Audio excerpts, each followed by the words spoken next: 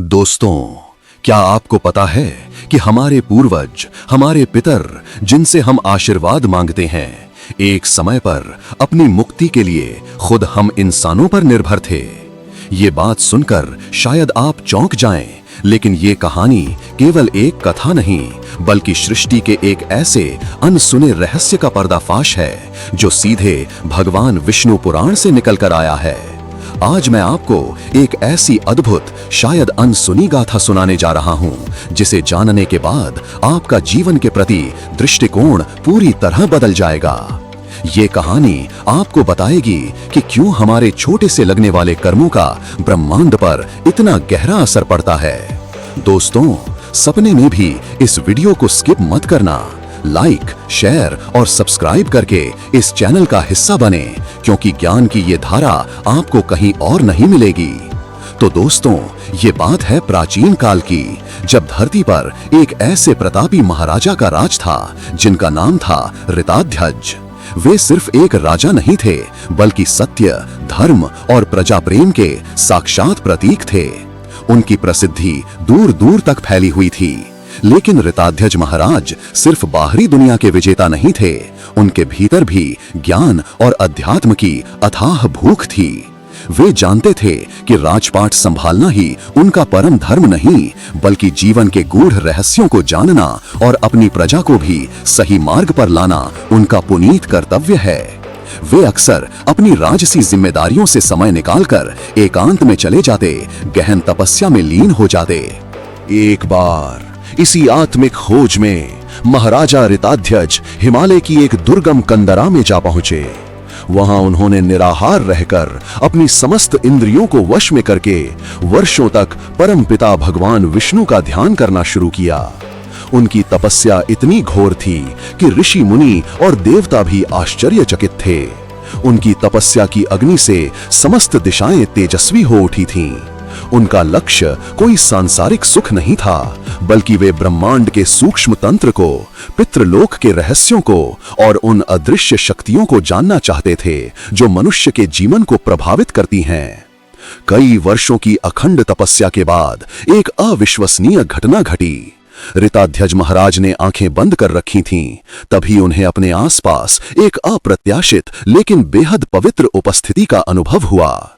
ऐसा लगा मानो करोड़ों सूर्यों का तेज और हजारों चंद्रमाओं की शीतलता एक साथ उतर आई हो।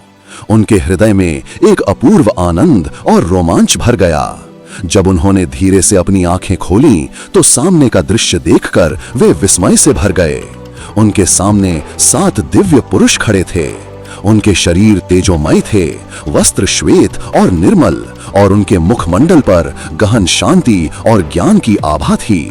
वे मनुष्य नहीं थे, बल्कि अलौकिक सत्ता के धारक थे।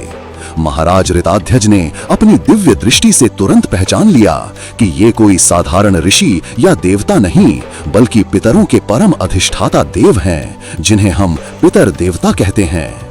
पर दोस्तों, एक बात ने महाराज को हैरान कर दिया।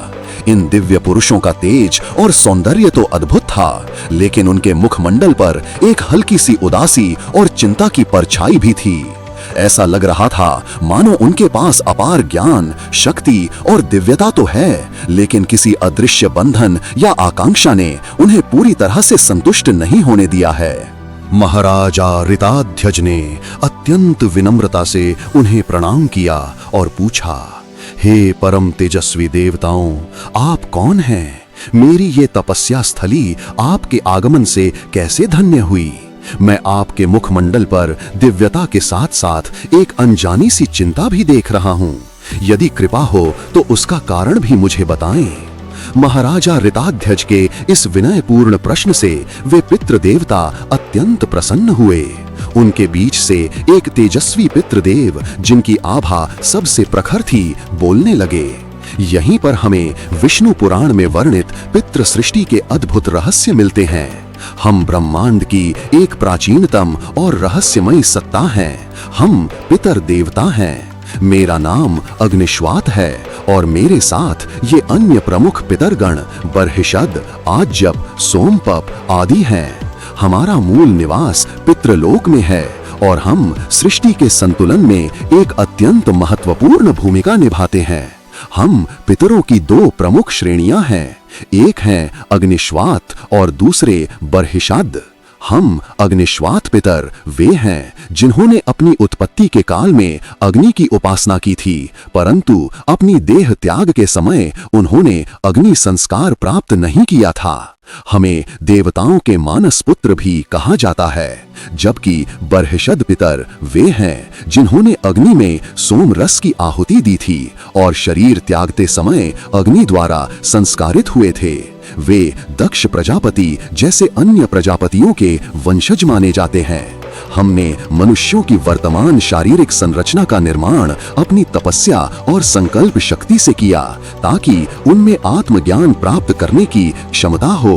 दोस्तों, जरा सोचिए, जिन शरीरों में हम रहते हैं, जिनकी इतनी चिंता करते हैं, उनका निर्माण इन दिव्य पितरों ने अपनी तपस्या से किया था।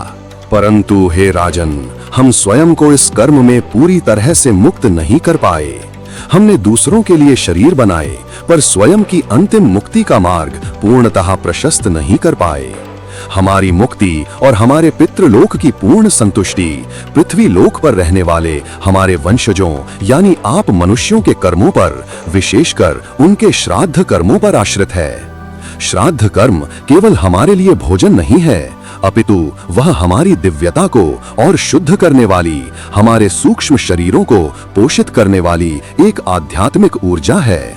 यह कर्म कृतज्ञता, भक्ति और प्रेम का प्रतीक है, जो पृथ्वी से पितृलोक तक यात्रा करता है। हे राजा ऋताध्यज, वर्तमान समय में कली के आगमन की वेला निकट आ रही है और पृथ्वी पर मनुष्य धीरे धीरे धर्म को भूलते जा रहे हैं। वे श्राद्ध कर्म के गूढ़ महत्व को नहीं समझ रहे हैं।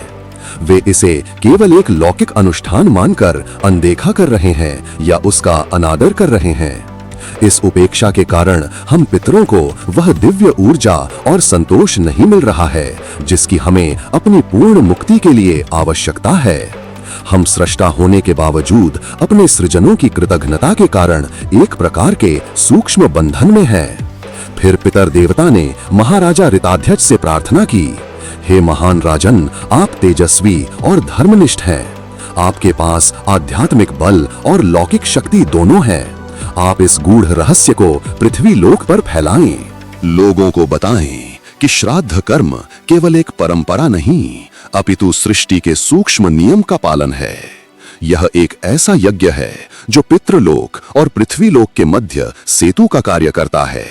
यह हमारे लिए ही नहीं, अपितु स्वयं मानवों के लिए भी अत्यंत आवश्यक है, क्योंकि इससे वंश वृद्धि होती है, पूर्वजों के आशीर्वाद प्राप्त होते हैं और जन्म मृत्यु के चक्र में फंसे जीव की गति शुभ होती है।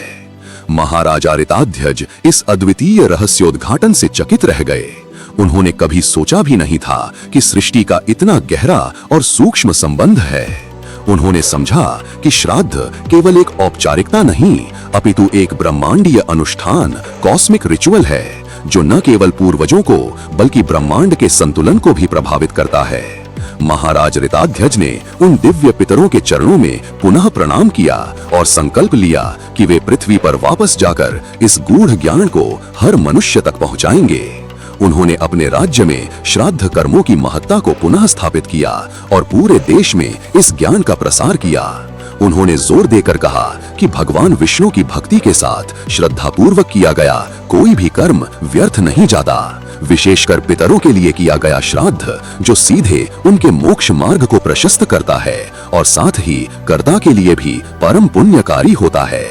आजकल हम अक्सर श्राद्ध जैसे कर्मों को सिर्फ एक पुरानी परंपरा मानकर छोड़ देते हैं या उनका मजाक उड़ाते हैं, लेकिन दोस्तों, विष्णु पुराण की ये कहानी हमें एक बहुत गहरा संदेश देती है कि ये कर्म केवल हमारे लिए नहीं, बल्कि उन अदृश्य शक्तियों के लिए भी जरूरी हैं जो सृष्टि के संतुलन को बनाए रखती हैं।